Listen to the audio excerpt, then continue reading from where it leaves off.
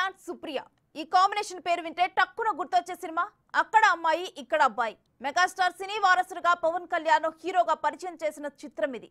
సుప్రియ కూడా అదే సినిమాతో హీరోయిన్ గా పరిచయం అయ్యారు. 1996 అక్టోబర్ 11న విడుదలైన ఈ చిత్రం టాలీవుడ్ లో ఘన విజయం సాధించింది.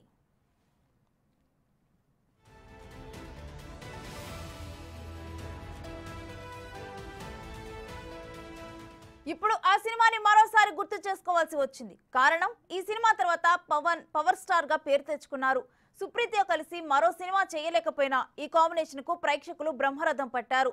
తర్వాత రాజకీయాల్లోకి వచ్చిన పవన్ కళ్యాణ్ బిజీగా మారారు. తర్వాత చాలా సినిమాల్లో హీరోగా నటించి పవర్ స్టార్ గా ఎదిగారు. ప్రస్తుతం ఏపీ డిప్యూటీ సీఎం హోదాలో ఉన్న పవన్ ను తెలుగు సినీ పరిశ్రమ పెద్దలు కలిశారు.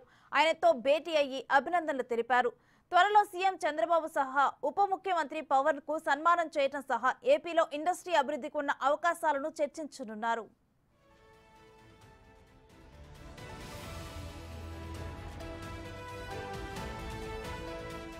ఈ నేపథ్యంలో పవన్ ను కలిసిన వారిలో సుప్రియ కూడా ఉన్నారు. భేటీ అనంతరం ఆమె పవన్ తో ఫోటో దిగారు.